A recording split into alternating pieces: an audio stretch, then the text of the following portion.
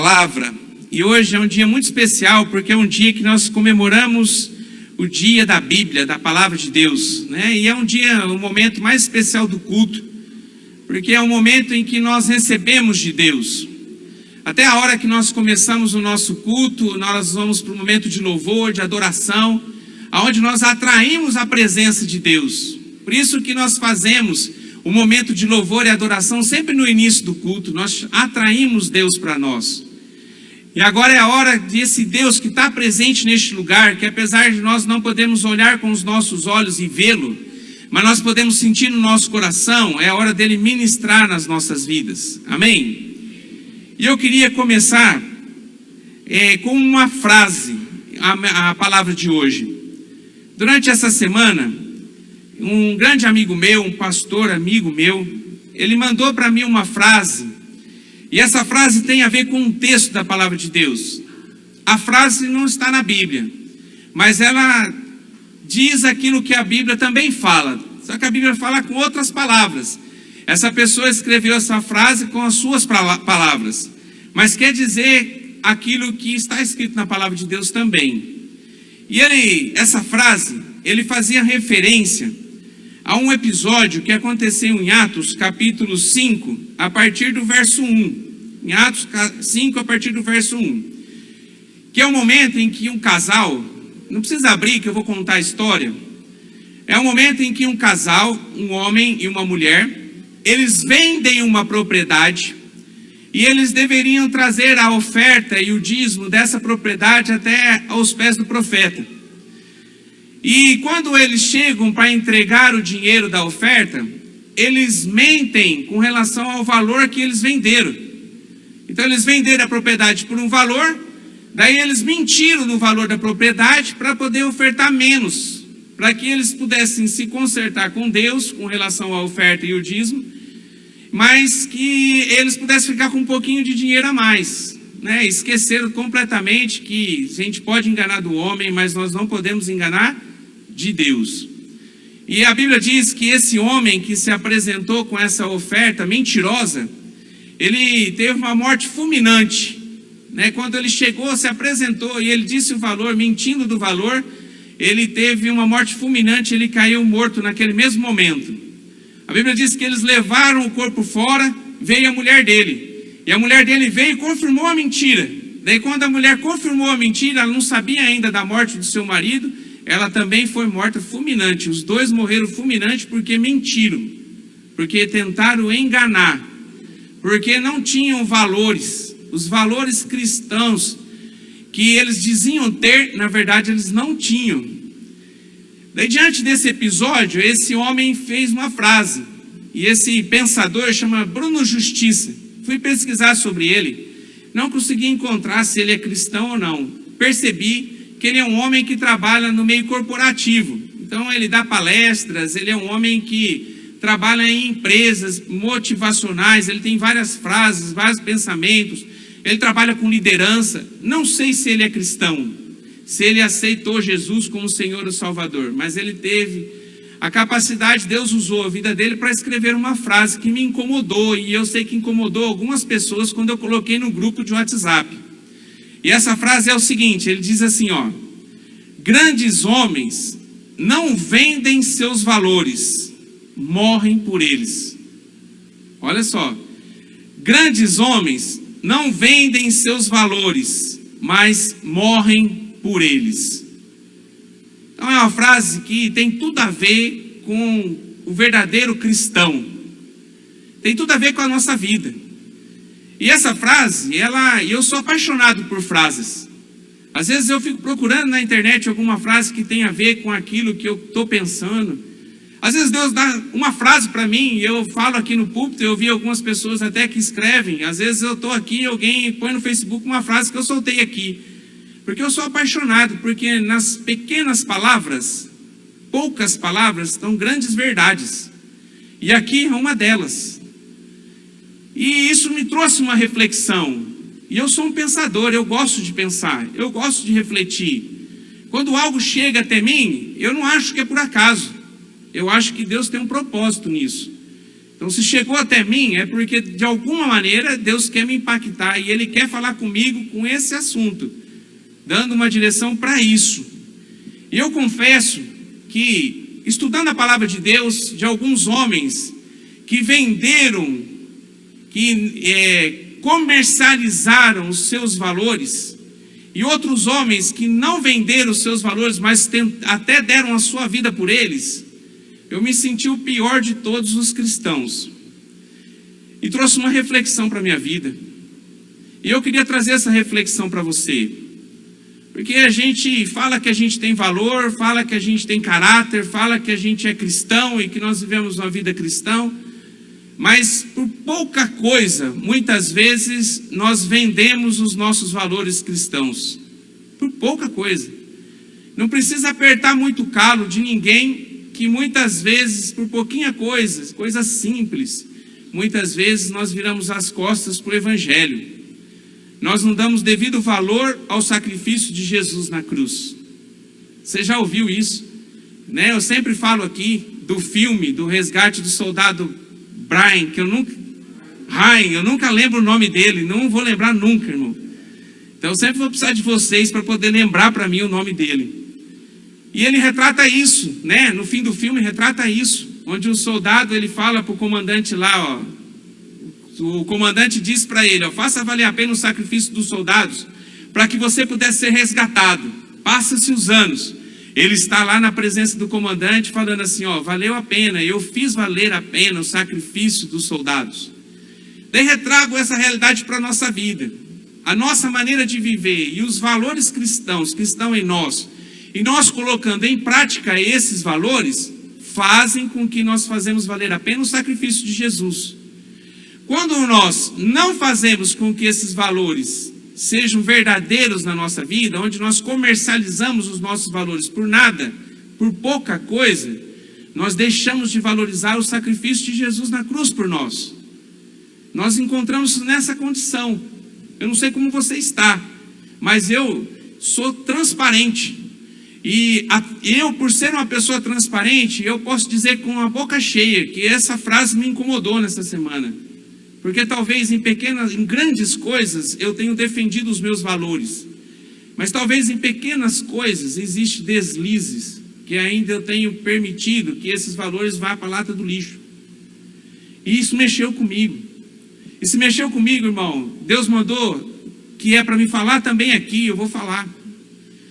E eu queria que você, em nome de Jesus, já comece a refletir sobre a sua vida e os seus valores. Eu quero que você já no início, a gente vai ler aqui sobre alguns homens que comercializaram os seus valores e alguns que não comercializaram os seus valores, não negociaram os seus valores.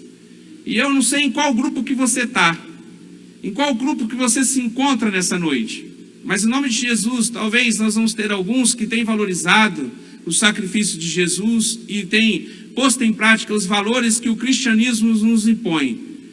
E tem outros que não, mas que em nome de Jesus, que nós possamos sair daqui sendo um grupo único, daqueles que decidiram nessa noite fazer valer a pena o sacrifício de Jesus. Amém? Quero lembrar de alguns homens que tiveram a disposição de dar as suas vidas para que os seus valores não pudessem ser negociados, porque não tinha negociação com os seus valores. Eles acreditavam em Deus, e o princípio de fé deles era Deus, e independente do que acontecesse, até mesmo perder a sua vida, eles estavam dispostos a morrer por esses valores. E eu lembrei de alguns homens, vou começar com alguns. Primeiro 3 homens, Sadraque, Mesaque e Abednego. Essa história está lá no livro de Daniel, no capítulo 3. Depois você pode ler quando você chegar em casa. Então esses 3 homens que eram amigos de Daniel, chegaram no momento em que o rei Nabucodonosor, ele fez uma grande estátua. E ele publicou uma lei que todas as pessoas deveriam se curvar. Quando os sinos tocassem, a harpa tocasse, quando eles tinham um ritual lá, e quando eles colocavam em prática aquele ritual, o som começava a aparecer, todas as pessoas deveriam adorar a estátua do rei Nabucodonosor. E a adoração também era no sentido de você se curvar. Então você precisaria se curvar diante desse rei. E esses 3 jovens, eles resolveram não pôr em prática, não negociar o seu valor, porque eles adoravam somente a Deus. E de forma alguma eles iam prestar adoração para uma outra pessoa, ainda mais para uma estátua. Eles tinham como princípio que eles adoravam somente ao Senhor. Só que isso podia custar a vida deles, porque a Bíblia diz que nesse decreto o rei colocou o seguinte: se a pessoa não se curvasse e não adorasse a estátua de Nabucodonosor, a pessoa ia ser jogada numa fornalha. Irmão, eu acho, minha opinião, talvez eu esteja errado, a pior morte para uma pessoa é o fogo. Porque você começa a ser consumido e de repente demora aquele tempo ali. A gente, às vezes na beira do fogão, a gente queima um dedo, queima um braço, já dói. Você já sente dor por um negocinho pequenininho que você se feriu. Agora imagine você se jogado, o corpo inteiro seu ser lançado numa fornalha, aonde está queimando, onde aquele fogo está sobre o seu corpo, e você ali sendo queimado vivo. Não é você morrer e jogar teu corpo lá. Você ia ser morto, jogado naquele lugar, ia morrer lá dentro. E essa era a punição. E a Bíblia diz que esses homens, esses jovens, eles não se curvaram. O rei chamou eles e deu uma chance para eles. Ó, dou uma chance para você, de na hora que tocar vocês se curvarem. E eles dialogam com o rei, porque na verdade o desejo do coração do rei não era fazer aquilo, mas ele tinha publicado uma lei. Ó, seguinte, se vocês não se curvarem, eu infelizmente vou ter que lançar vocês na fornalha. E eles disseram, não vamos nos curvar. Daí está lá no capítulo Daniel 3, 15, 18. Só vou ler esse pedaço para a gente encurtar. Diz assim, ó: e quem é o Deus que vos pode livrar das minhas mãos? Disse Nabucodonosor.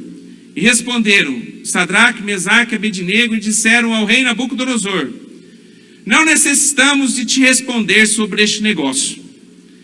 Eis que o nosso Deus, a quem nós servimos, é que nos pode livrar. E ele nos livrará da fornalha de fogo ardente e da tua mão, ó rei. E se não, fica sabendo, ó rei, que não serviremos a teus deuses, nem adoraremos a estátua de ouro que levantaste. Olha só, o rei trouxe eles para dar uma chance. Falou, você tem uma chance. Agora vocês vão ter que recorrer a esse Deus aí. Quem é esse Deus que vocês acham que vão livrar você? Ele falou, não preciso responder isso. Nós não precisamos te responder isso. Porque nós acreditamos num Deus que pode nos livrar. Daí ele termina a frase, mas se ele não nos livrar, esquece, porque nós não vamos nos curvar. Porque nós só adoramos a Deus. Eles pouco importava para esses três jovens se Deus ia livrá-los ou Deus não ia livrá-los. Porque eles tinham convicção da sua fé e que o morrer deles era lucro naquele momento em que eles estavam vivendo no melhor momento deles com Deus. Não importava. Ou livrava ou não livrava, o que importa é que eles morreram firme com o Senhor. Eles não negociaram a sua fé e seus valores. Nos inspira. São jovens, homens como nós, pessoas como cada um de nós, que talvez tiveram menos chance de ouvir a palavra de Deus do que nós temos tido, nos avisos aqui dados pelo José Hilton. Ele gastou uns 5 minutos para falar só das coisas que nós temos aqui no nosso ministério. Mas se tiver algum dia da semana que nós não temos algum trabalho, você pode ir em igrejas que de segunda a segunda estão funcionando todos os dias para sendo proclamada a palavra de Deus. Nós temos muito mais oportunidade de ouvir a palavra, de poder aprender a palavra de Deus do que esses homens, esses três meninos.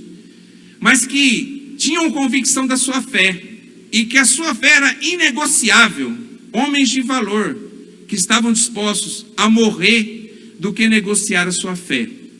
Olha só, a mesma experiência que eles tiveram, Daniel também teve. Daniel foi proibido, uma lei foi dada que ele não poderia se curvar ao Deus de Israel. E Daniel, 3 vezes por dia, ele pegava o tapetinho dele e se curvava diante do Senhor e orava. E havia uma punição para quem fizesse isso, ia ser jogado na cova dos leões. Você conhece a história. Daniel não abriu mão de adorar a Deus, não negociou os seus valores. A Bíblia diz que ele foi jogado na cova dos leões, e os leões brincavam com ele como se fossem gatinhos. Daniel pouco se importava também se ele ia ser devorado pelos leões ou não, porque ele tinha colocado no seu coração uma decisão. A fé dele era inegociável, e ele estava disposto a morrer pelos seus valores.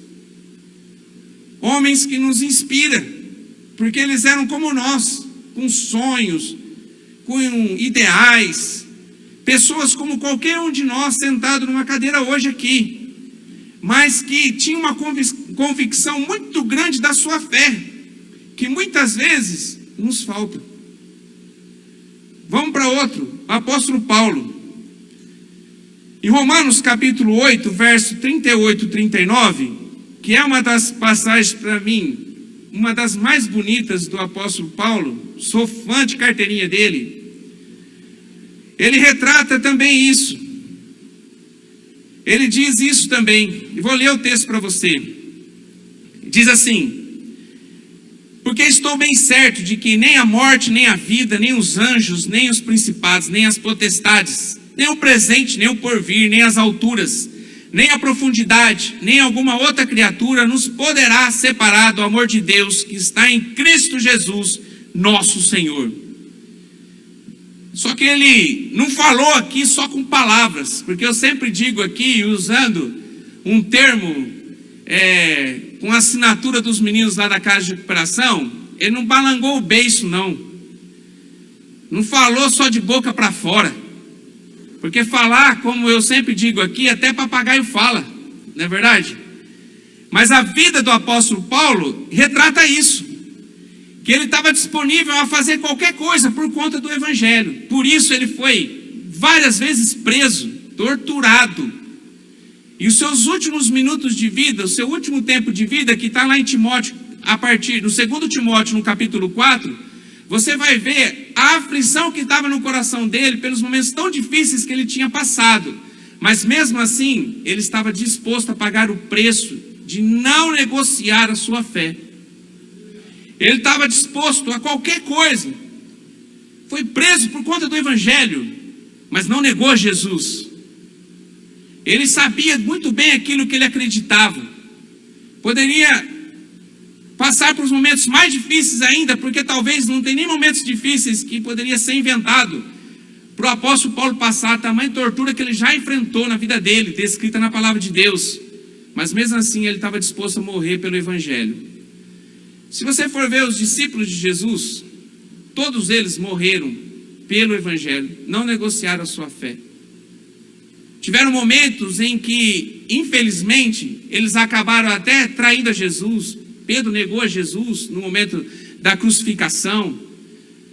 Tiveram momentos difíceis no início da sua fé, mas quando eles amadureceram a sua fé, eles não negociaram a sua fé e morreram por ela. Todos eles morreram de forma trágica, por conta do amor que eles tinham e pela fé que eles tinham em Cristo Jesus.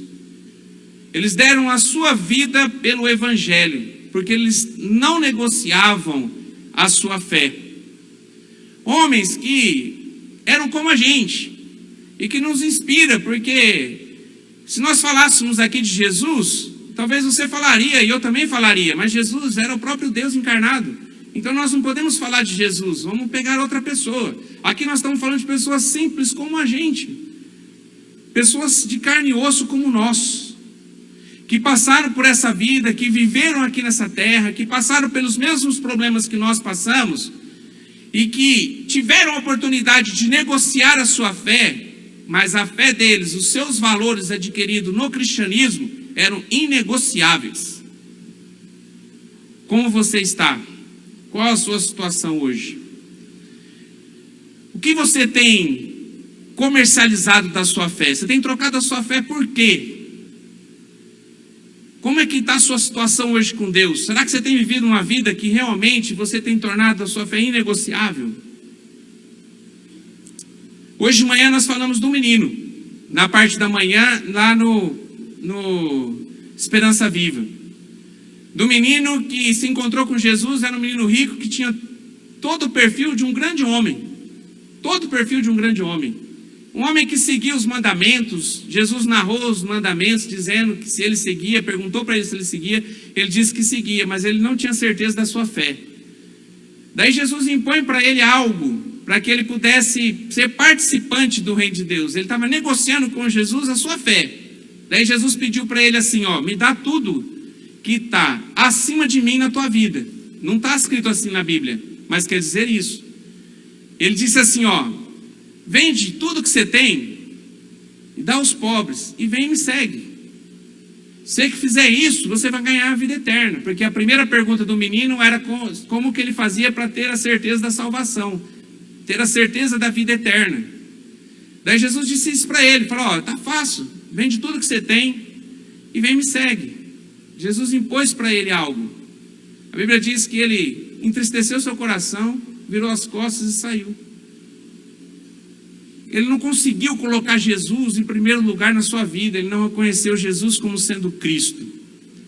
Muitas vezes nós somos esse menino, que a gente até quer a vida eterna, porque a primeira coisa do versículo que entra esse menino em cena é ele dizendo para Jesus que ele queria ter a certeza da salvação. Então ele tinha algo diferente nesse menino, e ele tinha um desejo no seu coração, porque ele não tinha certeza. Se ele morresse, ele não tinha certeza se ele ia para o céu. Era um menino que eu brinquei na parte da manhã, mas é verdade que se nós lêssemos o currículo desse menino para qualquer menina, qualquer moça, ele ia ser candidato a casamento para qualquer uma crente. Se ele fosse levar o currículo dele para uma empresa, ia ser candidato a ser contratado por qualquer empresa, porque ele era uma pessoa modelo, exemplar. Se ele morresse, nós fôssemos no enterro dele, nós íamos escutar algumas frases que a gente escuta em enterro. Nossa, mas ele é tão bom, certeza que ele foi para o céu. Mas faltava algo para ele. Faltava ele colocar em primeiro lugar na sua vida Jesus e tirar aquilo que estava em primeiro lugar. A segurança dele não estava em Deus, a segurança dele estava no dinheiro que ele tinha. Daí Jesus disse, troque a segurança que você tem pelo dinheiro, pela segurança de me seguir. Vamos fazer essa troca. Você fazendo isso está tudo certo. Ele não quis. A Bíblia diz, ficou triste, virou as costas e foi embora. E muitas vezes é isso que nós fazemos. Nós temos o desejo, nós queremos, só que quando nós estamos para negociar os nossos valores, nós infelizmente negociamos para o lado do mal. Por pouca coisa, nós viramos as costas para o Senhor. Vou dar um exemplo de algumas coisas que eu fui pensando ao longo da tarde, que reflete isso, que mostra o que nós negociamos em troca da nossa fé. Nós perdemos a nossa fé por poucas coisas, por poucas. Vou dar alguns exemplos. Por exemplo, ontem nós falamos sobre sonhos, lá no Atos 29. Às vezes nós negociamos a nossa fé pelos nossos sonhos. Às vezes é pelos sonhos. Ontem nós aprendemos que nós temos que sonhar o sonho de Deus. Então aquilo que está no nosso coração como sonho, nós temos que perguntar para Deus. Deus, é teu sonho isso? A gente faz uma oração do Pai Nosso, todo mundo sabe decor, aprendeu desde pequenininho a oração do Pai Nosso, todo mundo. E diz lá o quê? Seja feito a minha vontade? Não, seja feito a sua, a vontade de Deus em mim. Então a vontade dele prevaleça em mim. Então a vontade de Deus tem que ser sobre a minha vida. Então os sonhos têm que ser, meus sonhos têm que ser os sonhos de Deus. Mas porque você tem um sonho de alguma coisa, e para você seguir a Deus, você tem que abrir mão do teu sonho, você já negocia a sua fé. Vai em busca dos teus sonhos e vira as costas para o Senhor. Eu queria isso, sempre sonhei, desde pequeno. Daí você sente no coração que não é isso que Deus quer para você. Daí você tem que decidir. Vai negociar a sua fé ou vai permanecer firme na sua fé de obediência a Deus? Daí vira as costas para Deus. Negocia a sua fé por nada, por sonhos que talvez, se você se realizar, você vai se frustrar. Quantos sonhos que nós tínhamos de coisas que nós adquirimos, e quando nós adquirimos, perdeu seu valor? Não é verdade? Eu tinha um sonho, quando eu era pequeno, de ter um carro, adolescente, de ter um carro. No dia que meu pai me deu um carro, o que é ter um carro? Nada. A gente tinha um sonho, andava a pé, que tinha um sonho numa bicicleta, ganhou uma bicicleta, passa um mês, você está dando chute nela e maldizendo ela. Daí você quer ter uma moto. Daí você trabalha mais um pouco, você compra uma moto. Daí você está andando com a moto, beleza, é a melhor moto do mundo. Tem um vazamento para todo lado, mas ela anda, você acelera, ela anda. Passou 15 dias, você está dando chute na moto, falando assim, que essa desgraça, essa falta de graça, que significa a palavra desgraça. Daí você se esforça, e um monte, vai lá e compra um carro, porque quando chove, você ficava de a pé. Ah, precisava de um carro. Daí você vai e compra um carro. Daí quando você compra o carro, daí você começa a maldizer o carro. Não, que esse carro não presta, que esse carro gasta muito, que eu já tive que trocar um monte de peça, que faz um barulheira, que está fumaciando e que não sei o quê, que carro, meu Deus. Nunca a gente está satisfeito. A gente traça objetivos para as nossas vidas e quando não é o objetivo de Deus, nós nos frustramos. Só que daí a gente olha lá para trás, a gente está negociando a nossa fé e daí nós estamos perdendo aquilo que é mais precioso. É a capacidade que Deus nos dá de morar no céu, que foi falado aqui no início pelo José Ailton. Porque nós negociamos a nossa fé com Deus. Deus tem sonhos para você. Não negocie seu sonho com os sonhos de Deus. Que prevaleça na sua vida os sonhos de Deus. Amém? Segunda coisa, nós negociamos a nossa fé pelos prazeres da carne. Pelos prazeres da carne. Vou dar 2 exemplos da Bíblia. Primeiro, bem conhecido, Esaú, irmão de Jacó. Esaú, ele tinha o privilégio de ter nascido, apesar de ele ser gêmeo com Jacó, ele nasceu primeiro. Ele foi o primeiro a sair. E ele tinha um privilégio, porque ele tinha o direito da primogenitura. Não tinha porção dobrada. Quando o pai morresse, ele ia receber dobrado do que o outro irmão. Se tivesse mais irmãos, ele ia receber dobrado de todo mundo. Ele ia ser, na morte do pai, ele ia ser responsável pelo seu lar. Ele ia receber uma bênção especial do seu pai na morte, no leito de morte do seu pai. Ele tinha um privilégio. Todo mundo queria ser o filho mais velho nessa época. O direito de primogenitura era algo muito importante, de muito valor. E ele negociou isso com o seu irmão, você conhece a história, com Jacó, por conta de uma sopa de lentilha. Olha só, ele chegou um dia da caça, cansado. O irmão dele, trabalhando em casa, preparou um guisado de lentilha. Uma comida toda especial. Quando ele chega da caça com muita fome, alguns dias tentando caçar, cansado, exausto, com a fome danada. Ele sente aquele cheiro daquela comida e ele quer comer aquele alimento. Daí quando ele chega para se alimentar, Jacó diz assim, não, peraí, nós vamos ter que negociar agora. Você pode comer, só que você tem que dar o direito de primogenitura para mim. Se você me der o direito da primogenitura, daí você pode se alimentar. Esaú não pensou 2 vezes. Entregou o direito de primogenitura tão especial, dada por Deus para ele, trocou por um prato de lentilha. Quantas vezes nós não fazemos isso? Para saciar sua carne física, sua fome. Ele poderia ter ido, se lavado, preparado alguma coisa, talvez que ia demorar mais meia hora, 1 hora ou 2 horas, e se alimentar sem a necessidade de comercializar um direito tão especial que Deus havia dado para ele. Vendeu. Quantas vezes nós comercializamos a nossa vida por um prato de lentilha? Ou por algo de menos valor ainda que esse. Dá mais um exemplo para você. Davi, o grande rei, tinha conquistado grandes coisas. Daí um dia ele resolveu dar férias, se dar férias. Vou ter umas férias agora. E às vezes, irmão, cuidado com as férias. Porque às vezes a gente acha, porque nós estamos de férias, nós damos férias de Deus também. De Deus nunca se dá férias. Amém? Porque, irmãos, se existe uma pessoa que quer acabar com você, que está escrito na Bíblia, que quer matar, roubar e destruir você, é Satanás. Ele quer arrebentar com a sua vida.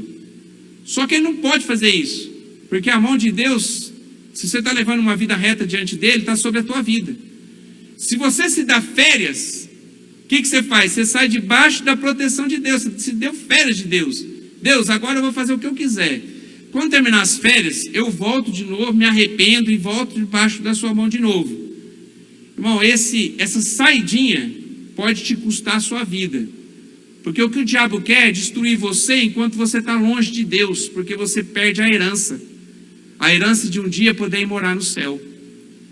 Olha só, Davi deu férias. Ele subiu no segundo andar do seu palácio e foi avistar e viu uma mulher tomando banho, porque naquela época não tinha telhado aonde se tomava banho. E ele viu a mulher tomando banho. E ele ficou com um desejo sexual por aquela mulher. E a Bíblia diz que ele poderia ter qualquer mulher do reino, porque naquela época imperava a poligamia. Deus não se alegrava com isso, mas era cultural a poligamia, ter várias mulheres. Ele podia ter qualquer mulher do reino, mas aquela não podia ter, porque aquela já tinha alguém, tinha Urias, que era esposo dela. E ele vai, chama essa mulher e ele se deita com ela e peca com ela. Negociou a sua santidade, pagou preço caro por isso. Apesar que lá na frente ele se arrepende do erro que ele cometeu, mas a consequência do erro permaneceu sobre a vida dele, sobre a vida dos seus filhos. Custou caro para ele. Deus deu uma segunda chance, mas não tirou as consequências do seu erro. Ele perdeu muito por ele ter cometido esse erro. Amém? Terceira coisa, muitas vezes nós negociamos por dinheiro, por riquezas, por fama. O jovem rico, como já diz, Ananias e Safira, que foi esconder o valor da venda da sua propriedade. Acã, que pegou o despojo de uma guerra, eles estavam guerreando no exército. O povo de Deus estava atravessando ali para chegar à terra prometida. E num determinado momento eles iam conquistar uma cidade grande. E naquela cidade grande, de forma maravilhosa, Deus ia abrir e dar condição para que eles pudessem dominar aquela cidade. Só que tinha uma ordem. Deus mandou matar todo mundo daquela cidade, que era Jericó. Todo mundo. Não ia ficar ninguém. A única que ia sobrar era uma prostituta, porque essa prostituta reconheceu e ajudou o povo de Deus na conquista dessa cidade. Deus falou, a gente vai poupar, o resto vai ser aniquilado da face da terra. Tanto o gado quanto tudo que tiver ali vai ser exterminado. Daí Acã pega uma capa, pega um copo, como se fosse um copo de vinho, de ouro, que servia esse vinho, pegou algumas coisas, umas moedas, escondeu aquilo lá e levou. Falou, para que eu vou jogar fora e queimar isso se eu posso ficar comigo? Ganância. E ele vai e esconde dentro da sua tenda. O povo vai para uma segunda luta depois disso. E é uma cidade pequenininha, bem pequenininha, chamada cidade de Ai. Quando eles vão para a guerra, eles vão só com 3.000 homens, porque a cidade era tão pequena que não compensava levar todo o exército. Quando eles chegam lá na batalha, eles são surpreendidos. 36 homens morrem do exército de Deus. E o povo sai correndo com medo, perdem a batalha de Ai. Josué não entende, que era o comandante. Como é que nós perdemos essa guerra? Daí Deus fala, porque existe pecado entre vocês. E Deus aponta quem era o pecador, porque você pode fazer qualquer coisa escondido do homem, mas de Deus não se esconde. Daí Deus revelou que era Acã. Daí Josué chama Acã, pega todas as coisas dele, sua família inteira, a sua filha, a sua esposa, seus filhos, seu gado, sua barraca, nem o lugar que ele morava foi poupado. Pegou tudo aquilo lá, apedrejaram eles e botaram fogo em tudo, para que pudesse ser exterminado, aniquilado o pecado do meio do povo, um pecado não arrependido do meio do povo. Olha o preço que custou para Acã ele negociar os seus valores e ser vencido pela ganância de poder pegar algo que não era dele e desobedecer uma ordem do próprio Deus. O mesmo Deus do passado, irmão, é o mesmo Deus de hoje. Amém? É o mesmo. Outras coisas. Vamos lá, está terminando, mas eu preciso falar. Muitas vezes nós negociamos pela demora de se cumprir a promessa. Deus te dá uma promessa, você está vivendo debaixo de uma promessa. Deus garantiu que algo ia acontecer na sua vida. Só que a gente se esquece que o nosso tempo não é o tempo de Deus. Deus tem um tempo para Ele trabalhar na nossa vida. Não acontece como a gente quer, acontece como Deus quer. Porque a vontade de Deus, ela é soberana na nossa vida. E como diz a palavra, ela é boa, agradável e perfeita para a gente. Então, amém, no tempo de Deus vai acontecer. E muitas vezes, porque esse tempo demora, nós negociamos a nossa fé. Nós negociamos os nossos valores. Por exemplo, o tempo de relacionamento de um menino que está namorando uma menina, um adolescente, um jovem, um adulto. O tempo para a relação sexual é dentro do casamento. Amém? Mas talvez o casamento vai demorar 3, 4, 5 anos, porque você tem que estar preparado para um casamento. Então você tem que ir lá, você vai ter que trabalhar, você vai ter que conquistar as suas coisas, para depois você poder se casar. Né? Porque, vou viver do amor. Daí quando acabou o gás, quando acabou a comida, quando o aluguel está atrasado, será que o amor vai ser sustentado? Então a gente tem que ter uma estrutura para que a gente possa entrar num casamento, num relacionamento. Mas Deus tem uma promessa de casamento para a minha vida? Tenho uma promessa de casamento, porque Deus não fez você para estar só. Deus fez para que você possa constituir uma família. Só que tem o tempo de Deus para que isso aconteça. Daí a gente abrevia o tempo de Deus. Daí é desgraça, irmão. Você negociou por falta de não saber esperar o tempo. Então, um exemplo, mas tem muitas coisas. Eu separei aqui de alguns homens, de Abraão e Sara, por exemplo, que tinham uma promessa de um filho. E esse filho nunca vinha, mas tinha uma promessa de um filho, que através da vida dos dois, a terra ia ser cheia.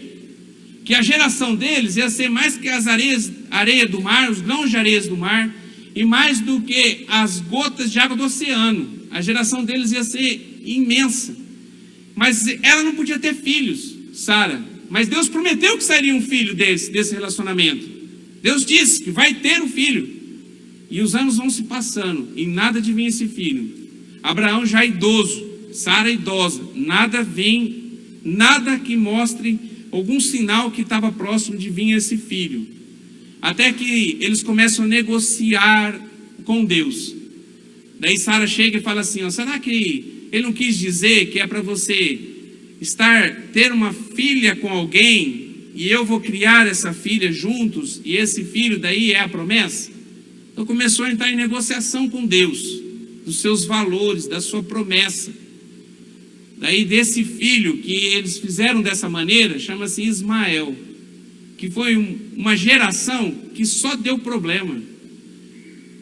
Depois eles foram abençoados no tempo de Deus com Isaac, que é o filho da promessa deles. Abraão pagou caro pela vida de Ismael. Pagou caro porque ele não soube esperar, negociou com Deus. Deus teve um concerto com Deus? Teve, mas pagou um preço caro por isso. Tem outros, irmãos, vou abreviar, mas tem muitos outros. O último, com relação ao tempo, porque eu creio que o tempo é muito problema para a gente. Porque infelizmente a gente quer as coisas imediatas e nós não sabemos esperar. E as coisas acontecem no tempo de Deus. O último, com relação ao tempo. O povo no deserto. O povo estava indo para o deserto e de repente eles pararam na frente do Monte Sinai. Moisés sobe e lá Deus dá para ele a tábua da lei. E ele permanece lá durante 40 dias e o povo embaixo esperando. O povo não consegue esperar 40 dias para a volta de Moisés. O que eles fazem? Resolvem fazer um bezerro de ouro para que eles pudessem adorar esse bezerro. Eles não puderam esperar 40 dias e já traíram Deus que levou eles, que tirou eles lá do Egito para ir à terra prometida. 40 dias não conseguiram esperar. Traíram a Deus, negociaram a sua fé. porque não esperaram. Existem outras coisas. Às vezes, a gente negocia a nossa fé por uma paixão. Por uma paixão nós negociamos a nossa fé. E tem muita gente negociando a sua fé por uma paixão. Vou dar um exemplo bíblico. Sansão e Dalila. Sansão foi levantado, o propósito da vida de Sansão é ele ter muita força, você conhece a história, para que ele pudesse aniquilar o povo filisteu. Daí ele se apaixona por uma mulher, e essa mulher entra em acordo com o povo filisteu. E ele, por amar essa mulher, ele começa a entregar aquilo que Deus tinha dado para ele de promessa. Não foi o cabelo dele que foi cortado que tirou a sua força. Foi porque quando ele cortou o cabelo, ele quebrou um voto com Deus, que ele tinha com Deus. Ele trocou, ele substituiu a bênção de Deus na vida dele por uma paixão. Ele negociou seus valores por uma paixão. Pagou caro por isso. Ficou cego. Foi motivo de risada no meio do povo filisteu. No último minuto de vida dele, no último tempo de vida dele, minutos da vida dele, ele pede para Deus, se arrepende, pede para que ele pudesse cumprir com o propósito de aniquilar o povo filisteu. Daí ele vai, ele empurra uma coluna da onde havia uma festa e muitos morrem, mas ele paga com a sua própria vida. Custou caro para ele. Ele negociou a sua fé por uma paixão. Quantas vezes nós não temos feito isso? E tem muitas outras coisas. Às vezes nós negociamos a nossa fé, os nossos valores, quando aquilo que nós queremos não acontece. A gente deseja uma coisa, não aconteceu, nós viramos as costas para Deus. Os nossos valores, princípios que nós tínhamos, nós jogamos na lata do lixo. Às vezes nós negociamos a nossa fé e nos viramos as costas para Deus quando algo nos decepciona. Quando as coisas que nós queremos, que nós desejamos, não aconteceu. Nós nos decepcionamos com Deus, viramos as costas para Ele. Porque muitas vezes está arraigado na nossa mente a teoria do ladrão que estava na cruz com Jesus. Jesus estava sendo crucificado, tinha um ladrão para o lado direito, um ladrão para o lado esquerdo. Daí um dos ladrões vira para ele e diz assim, ó, se você é o mesmo Cristo, desce e tira nós daqui agora. Se você é mesmo Deus, se você é quem você diz, o rei desse povo, desce daí agora e tira a gente daqui também. Porque na teoria desse ladrão, Deus só é Deus quando faz alguma coisa para mim. Deus não é Deus pelo que Ele é, mas o que Ele pode me dar. Essa é a teoria dele. Daí o outro ladrão disse assim, fica quieto, você não sabe com quem você está falando. Jesus, quando você estiver no seu reino, lembra-te de mim. Daí Jesus vira para ele e diz assim, hoje mesmo estarás comigo no paraíso. Se é uma pessoa que você pode ter certeza que você vai ver no céu, é Ele. Só que a gente vive a teoria do outro ladrão, que Deus só é bom, que Ele só vale a pena seguir Ele, se Ele faz tudo o que nós queremos. Então Deus ele é bom pelo que Ele nos faz, não pelo que Ele é. Teoria da mulher de Jó, perdão. Teoria da mulher de Jó. Quando Jó tinha tudo, ela estava feliz da vida com Deus. Quando Jó perdeu tudo e viveu o pior momento da sua vida, Jó continuava firme no seu propósito, porque a sua fé e os seus valores eram inegociáveis. Não importava se Deus tinha dado, se Deus tinha tirado, ele continuava louvando e engrandecendo a Deus. Mas a mulher de Jó, Deus só servia quando dava. Quando ele deixou de dar, Deus não servia mais. Porque na cabeça dela, Deus só é bom quando tudo acontece de bom na minha vida. Quando algo não acontece, Deus já não é bom. Infelizmente, nós temos muitas vezes esses princípios também arraigados na nossa mente. Deus não precisa fazer nada para a gente, irmão. Deus não precisa melhorar nossa condição em nada. Ele pode fazer isso? Pode. Ele pode. Mas se Ele não fizer também, Ele já fez o que tinha que ser feito. Ele deu seu Filho para morrer numa cruz, para que nós pudéssemos crer nele, para que nós pudéssemos morar no céu. Para que nós pudéssemos ter garantia que um dia, quando nós não tivermos mais respirando nessa terra, o nosso espírito possa estar com Ele, morando com Ele de eternidade a eternidade. O sacrifício de Jesus basta para a gente. Mas Deus é tão bom, Ele dá muito além daquilo que nós merecemos, muito além daquilo que nós pensamos. E muitas vezes Deus vem no nosso socorro e nos ajuda, nos auxilia. Mas não significa que quando isso não acontece, Ele não é Deus. E que meus valores e tudo que eu acreditava com Deus, eu vou jogar na lata do lixo. Mas muitas vezes é essa atitude que nós temos. Eu queria que nessa noite você pudesse meditar sobre isso, irmão. Porque me incomodou e eu queria te incomodar também. Porque quem nos incomoda é o Espírito Santo de Deus. Porque Ele quer levar a nossa vida para uma vida de santidade. Porque se você não viver uma vida de santidade, irmão, tem uma triste notícia para te dizer. Você pode vir em todos os cultos, você pode continuar tendo a vida que você está levando, mas se você não ter uma vida de santidade, sem negociar com o mundo, sem negociar a sua fé, permanecendo firme em Deus, se você permanecer assim, você vai para o céu, mas se você não permanecer assim, você vai para o inferno. Vai para o inferno. Não tem outro lugar. Como você está? Uma pergunta que você não precisa responder. Não quero que você responda para mim. Porque se você responder para mim, é como se eu pudesse fazer alguma coisa pela sua vida. Eu não posso fazer nada. Nada. A única coisa que eu posso fazer é aquilo que Deus coloca no meu coração, eu te ensinar. E eu espero em Deus que você possa colocar em prática aquilo que você tem aprendido. Só. Agora, quem pode mudar a sua vida e dar condição para você ter uma vida que agrade a Deus, daí é só você e o Espírito Santo do Senhor que está presente nessa noite e que quer te convencer que você precisa ser uma pessoa que não negocia os seus valores. Quero terminar com a frase do início, para martelar na sua mente. Grandes homens não vendem os seus valores, morrem por eles. Você é um grande homem? Você é uma grande mulher? Uma pergunta que você vai responder para Deus. Amém? Vamos ficar de pé para a gente orar?